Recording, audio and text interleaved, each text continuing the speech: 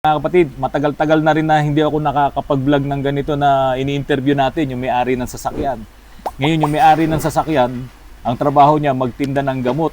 Pero wala siyang gamot doon sa sira ng sasakyan niya. Ang problema pa, muntik ka pang madali. Yes, sir. Yung pinag-uusapan natin kanina bago ko idalin doon sa talagang problema, ang sabi ng mekaniko mo, kukunin niya by Monday yung ECU. ECU. Yes, sir. Bakit niya kukunin? Yun nga, sir. Kaya nga medyo nangangamba ako kasi pag ECU na yung usapan, medyo natakot na ako, sir. Kaya nag-second opinion po ako kasi as per nakita ko sa online, sobrang ganda ng review niyo po rito. Ganun ba talaga? Yes, sir. Opo. Yung mga recommendation, sir, sa group. Tulad nga nun sabi ko kay sir, bakit mo ibibigay yung ECU? Umaandar naman ng maayos. Ayun. Bakit niya kukunin yung ECU? Kasi, mga kapatid, nagpalit siya ng worth 29,000 na throttle body. Sige. Pinapalitan sa'yo yun. Yes, sir. Tapos ngayon, pagbalik mo dito, yun pa rin yung problema. Meron siyang fault code doon sa ETB, Electronic Throttle Valve. Yun yung lumabas. Sabi ko nga sa'yo, sa amin sa GMA, entertainment TV yun. Pero sa'yo, Electronic Throttle Valve Motor yung problema. Naka-store yung fault code. Ibig sabihin, noon pa yun, hindi niya natanggal. Kaya ang sabi ko sa kanya, i-relearn lang natin. Pag nagpalit ka ng throttle valve, o yung mismong throttle, naglinis ka, dapat nire-relearn. Yes, sir. Kaya yung mga nagdi-DIY, papakialaman nila yung throttle, tapos hindi sila nagre-relearn, tinatanggal nila yung socket, magkakaproblema. So ngayon, i-try natin. No, mag-relearn tayo ng throttle. Are you sure you want to perform this function? Yes. So ang sabi dito, ETB, electronic throttle initialization must be performed when the following operations are performed. Replacement or cleaning the throttle. Yun, nagpalit ka. Disassembly or replacement of engine computers. Halimbawa, nagpalit ka na ECU, mag-relearn ka rin. Disassembly or replacement of battery wires have not been connected. So yun, dapat nagre-relearn kapag ka ginagawa yun. Kaya hindi pwedeng DIY lang ng DIY. Ano pa yung sabi ko sa iyo kanina, bakit mo ibibigay yung computer box? Ano na, sir? Diba? Kung wala namang dahilan, Oo. okay naman. Sabi ko, wag mo nang ibigay yung computer box. Kasi maluloko ka lang eh. Tama, sir. Wala rin kasi alam. Di ba? Ako nga, pwede ko na siyang lokohin kanina eh. Pwede kong sabihin na, sira yung computer box mo. Ayusin natin. Di ba? Kaya lang ayaw natin yun na wala namang problema yung computer box. Bakit mo ibibigay? Tama. Tapos sabi ko kay sir, pinag-test drive ko siya. Wala kaming usapan. Pwede naman siya hindi na bumalik. Wala pa tayong job order. Di ba? Yes, Nirelearn ko lang. Ngayon, ito sir. Nagpalit kayo ng throttle body. Yes, sir. Ito po, sa mga nagdi-DIY, kapag ka nagpalit ka ng throttle body, nilinis mo yung throttle body, nagbunot ka ng socket dyan sa throttle body, after nun, dapat i-relearn. So ngayon, wala tayong nakikitang DTC. I-road test mo muna to. Malinis na siya, yun sa ECM. So, hindi siguro sila nakapag-relearn. Oo. Tanggalin ko muna to, mag-test drive ka muna. Yung iba hindi, nagse-self-relearn siya. No? Bumabalik siya. Pero yung katulad nung sa iyo, na-store yung problema niya. Kaya ngayon, pag-scan pa lang namin kanina, di ba nakita mo naman, pula kagad yung Yes, sir. ECU. So, ibig sabihin, meron siyang Problem. na naka-store. Pero walang check engine. Tama. Yes, sir. Walang check engine doon sa gauge mo, pero merong na-read tayong fault code. Yung iba akala nila, dapat may check engine lang. Yes, sir. Pero meron palang naka-store na na fault code. Kaya ang tanong ko sa'yo, ano ba yung scanner nila? Baka hindi katulad ng scanner namin. Yeah. Baka hindi niya na-delete ngayon yung fault code. Tapos ngayon, kukunin niya sa Monday yung ECU. Meron lang naiwan na fault code doon sa ECU mo. Ayun pala yun. Hindi lang niya siguro ma-trace doon sa kanyang scanner. Talagang na less yung gastos ko, less worry. Na talagang gumaan yung loob ko dahil worried talaga ako by Monday kukunin yung ECU. Another gastos mo kasi talaga yun. Bakit? Pinakialaman mo ba? Nagdi-DIY ka ba? Ay, hindi naman po, sir. Wala ka talagang hinahawakan man lang doon? Wala po alam sa sasakyan. Hindi basta-basta kasi nasisira yung mga ganun. So possible, may lumuwag dyan doon sa socket niya. Tapos, siyempre, pagka kasi natanggal yung socket ng throttle body na yon, pwede siyang magkaroon ng error, tapos nai-store ngayon yung error doon sa ECU. Ang problema yun sa'yo, pinalitan ng ng throttle body. Kasi makikita naman nila talaga yung error eh. Yung ETB nakalagay doon. Pero ang hindi niya alam, kailangan lang pala yung i-relearn. Kapag nag-check engine yan, kailangan dalhin mo kagad sa akin. Sige, sir. Saka natin i-scan. Ayan. Para malaman natin kung ano talaga yung nagkokos ng check engine niya. Sige, sir. Bakit lumabas yung ETB? Alam mo, nag-check engine na nga. Hindi pala yun yung problema. Bakit lumabas yung ETB? Binunot niya yung sakit eh. Lalabas talaga yun. Mag-e-error yun. Kasi nga ganun.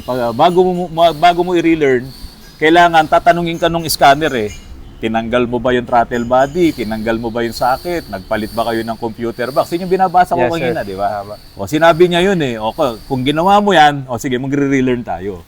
Di ba? Kaso, wala na, nakabili ka na eh. Nakabili na nga, sir. 29,000? Masakit, sir, sa bulsa. Di bale, yung mga ahente ng gamot, mayayaman naman yan eh. Hindi lang. May asawa na? Meron, sir. Ilan ang anak? Dalawa. Tatawa yung camera woman natin eh. O sige, share, ganun lang usapan natin. Hindi kita i-charge ng kung ano, pang kape-kape lang. Diba? Yes, kasi wala naman, nakita mo na, wala naman tayong ginawa. Nagkwentuhan, nag-vlog pa tayo. Basta sa mga nagdi-DIY, hindi lahat ng kakalasin nyo na bubunutin nyo ng mga sakit dyan ay pwede. Kasi lalo na yung mga masiselan ng mga sasakyan, yung mga electronics nila, pagka binunot mo yung sakit, talagang magche-check engine yan. Lalo na yung sa mga airbag. Pag binunot mo, nagche-check engine yan. Kung wala kang scanner, hindi mo talaga matatanggal yung check engine light. So, importante po talaga na alam nyo yung mga dini-DIY nyo. Kasi kung hindi, kikita. Yung iba, ako hindi. Kasi sa totoo lang po, yung mga subscribers ko po talaga na nagpupuyat, iba talagang hindi na natutulog dahil ang haba din ng mga vlogs ko. Sapat na yung panonood nila ng mga vlogs ko. Hindi ko sinisingil talaga yung pag-scan. Yeah. No? Yung iba naman, dahil alam ko naman tulad mo, mayaman, kaya di kitang singilin kahit pangkapi lang. Yes, sir. Di ba? Ano nga pangalan mo ulit, sir? Sir Jay. Yes, Saan ka sir. nakatira dito? Sa Taytay po. Taytay. O, magkapit-bahay lang tayo, kami kainta eh. Mga kapatid, ito po si Kuya Nestor. Ang issue niya ay katulad din nung video po natin kanina. Yung doon sa Mirage na nagpalit na nga ng throttle body. Alam mo ba kung magkano bili nila? Opo. 29,000, sir. Mahal pa rin, no? Mahal. Tapos dinala dito, yung pa rin ang issue, yung pa rin na lumabas doon sa scan ko. Galing sa iba. Galing na sa iba. O, sinervisan siya. Ang matindi dito sa nag-service sa kanya, may commissioner pa. Oh, yun ang mahirap. Oo, kasi merong nagrekomenda na doon siya magbabayad sa nagrekomenda. Siyempre, may katkong pa yun, may komisyon. Okay, kuya. Sa'yo, ang nangyari dito, ikaw ang nagdi-DIY nung una. Ito na, ngayon na kumbaga, tinisting ko lang kasi nung mga unang ganun pa rin. Oo. Kasi nagpalit na to ng buong fuel pump. Oo, nagpalit ka ng buong fuel pump. Oo. Tapos, Magkano yun? nasa 20 plus ata. 20 plus yung, din. Ano pa yun ha? Yung, O yung buong assembly yun eh. assembly, pero hindi pa yun yung parang stock na dinso. Yung, Oo. kumbaga, replacement. Replacement lang yun. Kasi O, ganun naman talaga presyo nun. Pagkatapos nun, wala pa rin nangyari. wala pa rin nangyari. Tapos, Yung scanner, anong sinabi nung mekaniko mo? Ano hindi nakita niya? ma-scan, sir. Hindi ma-scan. Hindi ma-scan nila. Ang problema, hindi nga ma-scan. Anong reklamo mo dito bago mo dalhin sa amin? Anong reklamo mo sa performance niya? Yung performance niya sa kuan maganda pag hindi sumumpong yung sakit niya. low power. Oo. O yung aapak ka. Pero Halimbawa, wala. traffic, bitin ka Oo. talaga. Businahan ka na nung... O, pag-apak mo, walang response. Walang response. Oo. Kailangan galitin mo muna, kaya delete masyado. Saka pa... So, gagalitin mo pa. Gagalitin mo pa. Ibig sabihin, ididiin mo yung accelerator. Yes. Tapos, nag-DIY ka na. Kasi, Oh, doon ka na Ano naman ang ginawa mo sa pagdi-DIY? Ito, nilinisan ko to. itong throttle Oo, body, yan, ito. throttle body, in-spray Nilinis ko mo lang, yan, oo. yun. Yung kayang Dapat dating gumawa, hindi kaya niya kinalas yan? Hindi kaya niya nilinis?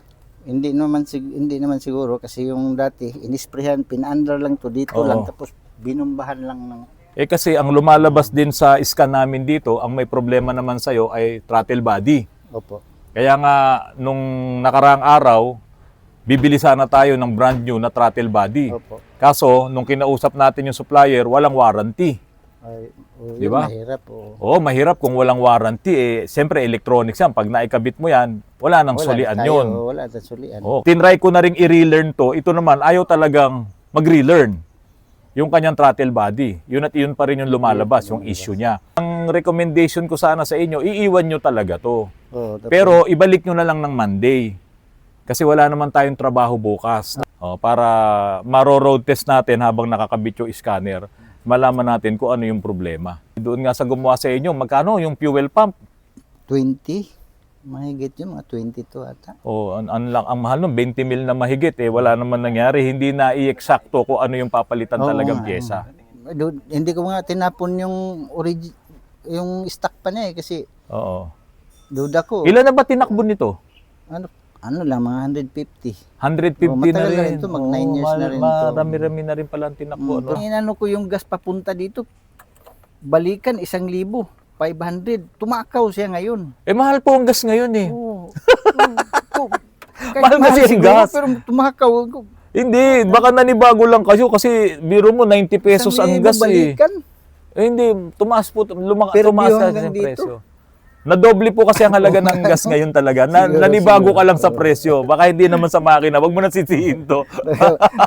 Kasi biro mo dati 55, 56. Ngayon, 88, 90. Talagang ano yun. Maninibago ka talaga. Lalakas po talaga yan. Grabe. Mga kapatid, ito yung pinalitan ko ng radiator. Yung baradong-barado. Yung radiator niya. Ngayon, nung naikabit na yung radiator, tignan nyo ang nangyayari. Tignan nyo po sige, dagdagan mo pa. Fountain.